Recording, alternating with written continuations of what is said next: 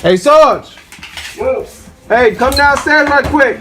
A drug bust in Baltimore. A small, elite team of police officers breaking open a safe, thousands of dollars of drug money inside. But what's been captured on camera is far from the full story. Nobody touches you, understand me right now. Nobody. The heist and the FBI investigation. The turning point that exposed the GTTF. Previously in episodes 1 and 2, we uncovered how the Baltimore Gun Trace Task Force, a unit created to fight gun crime, spiraled into one of the most corrupt police operations in U.S. history. From illegal traffic stops, to drug robberies, to the tragic 2010 death of Elbert Davis after an unlawful pursuit. The GTTF left a trail of victims across Baltimore. But in episode 3, everything changes. Tonight, we step into the moment when the GTTF crossed a line so bold, so reckless, that it triggered a federal investigation. This is the episode where the cracks begin to widen and the fall begins.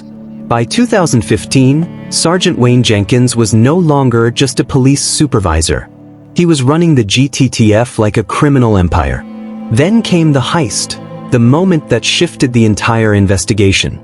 During a raid on a suspected drug dealer's home, the unit discovered a safe containing more than $200,000 in cash. Instead of logging it into evidence, Jenkins ordered the team to crack it open and steal the money. The officers split the cash among themselves. They falsified the paperwork, and they walked out believing their badges made them untouchable. But word of the theft spread in Baltimore streets. People talked.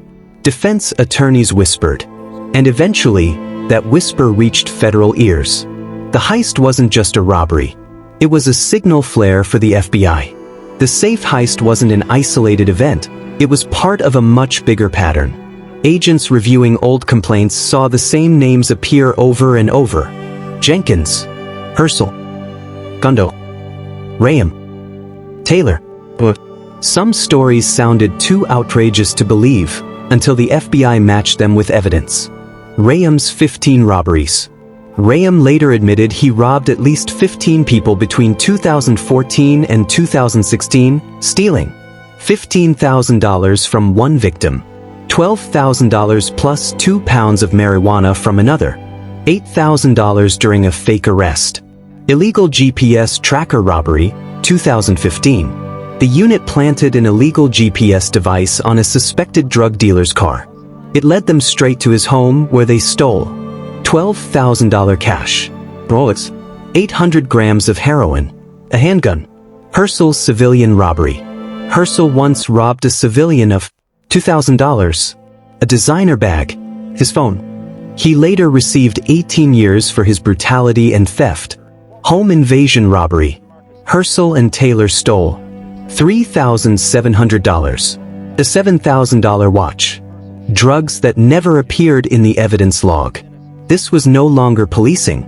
This was organized crime, wearing badges. The final robbery the GTTF committed before their arrest happened in June 2016. Jenkins, Gondo, and Rayam pulled over a victim, searched the car, and stole $5,000 cash from the glove compartment. They split the money on the spot. They wrote a false report. And they had no idea that this particular robbery would become the last crime they ever committed as a unit. Because one of their own was already talking. A federal investigation had begun. No warnings. No internal police memos.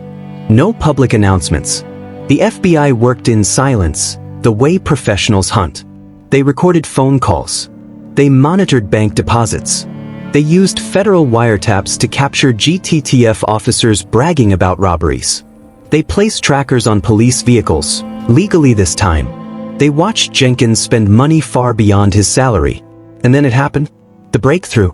The FBI recorded the GTTF committing an illegal stop in real time, catching them in lies as they spoke. This was the evidence federal agents needed. The walls were closing in. Pressure exposes weakness. And inside the GTTF, someone finally cracked. One officer secretly cooperated with the FBI. He told agents how the robberies were planned, who stole what, where cash was hidden, and how Jenkins directed every crime.